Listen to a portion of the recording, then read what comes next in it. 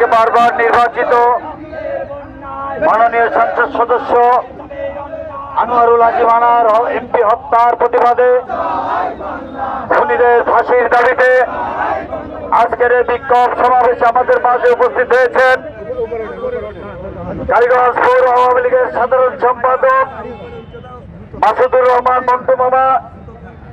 আমাদের মাঝে উপস্থিত হয়েছেন 11 নম্বর রাখালগাছি ইউনিয়ন থেকে বারবার নির্বাচিত চেয়ারম্যান মহিদুল ইসলাম মন্টু।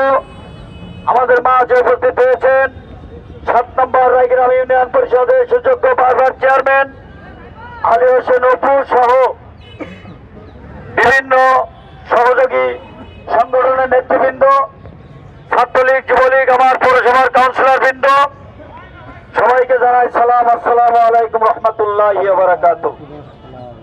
অন্যান্য সম্প্রদায়ের প্রতি জানাই বিনয়ের সাথে সম্মান। প্রিয় উপস্থিতি, আমাদের যে আন্দোলন, যে বিক্ষোভ, এটা আমাদের অব্যাহত থাকবে। দুঃখের বিষয় হলো এটা, গতকালকে আমরা জানতে পেরেছি খুনিদের সাথে আরো অনেক খুনের পরিকল্পনাকারীদের নাম আসছে। আমাদের ঝিনাইদহ জেলা আওয়ামী লীগের সাধারণ সম্পাদককে নাকি কে বা কাহারা জিজ্ঞাসাবাদের জন্য নিয়ে গেছে।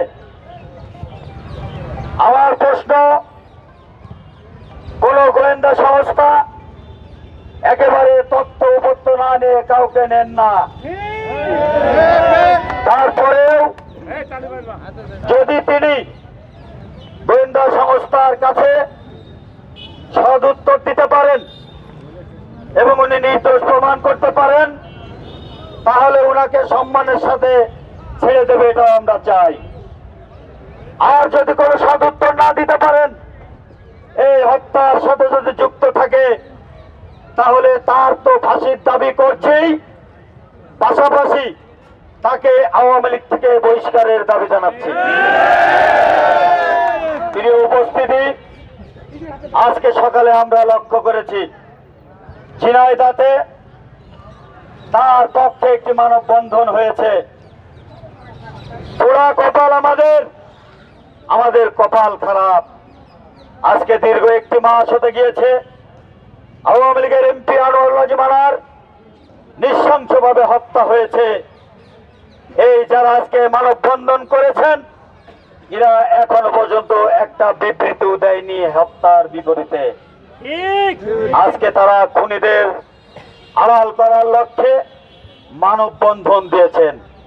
সেই মানববন্ধনে তারা হত্যার বিরুদ্ধে কোনো কথা বলেনি। তাহলে আমরা এখনো অনেকটাই নিশ্চিত হয়েছি আজকে যারা মানববন্ধন করেছে ইনারাও আনোয়ারুল হাজি মানার এমপি হত্যার পক্ষে। ইনারা আজকে বক্তব্য দিয়েছেন।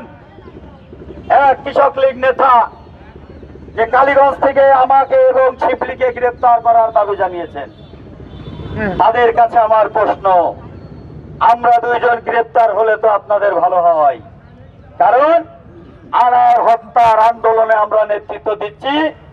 এই আন্দোলন বন্ধ করার জন্য আপনাদের এই দাবি, এটা একটা হাস্যকর। আমার মনে হয় আপনারা মেয়াদ উত্তীর্ণ গাঁজা খেয়ে আবল তাবল বক্তব্য দিচ্ছেন। যারা এই ধরনের বক্তব্য দিচ্ছেন কুরুচিপূর্ণ, তাদেরকেও জিজ্ঞাসাবাদ করার জন্য গোয়েন্দা সংস্থাকে আমি আহ্বান জানাচ্ছি। কারণ যদি এরা জড়িয়ে থাকে, তাহলে উচ্চর যেখানে যেখানে আছে সকলে এই বিষয়টি আগের থেকে অবগত ছিলেন। তা না হলে ওনাদের তো গোয়েন্দা সংস্থার উপরে আস্থা নাই। যদি আস্থা থাকতো তাহলে 24 ঘন্টার আলটিমেটাম দিতেন না আপনাদের নেতাকে ছাড়ানোর জন্য। কেন 24 ঘন্টার আলটিমেটাম দিয়েছেন? আমরা তো কোনো আলটিমেটাম দেয়নি। আমাদের ধারাবাহিক কর্মসূচি অব্যাহত থাকবে খুনিদের একেবারে রায় কার্যকর না হওয়া পর্যন্ত।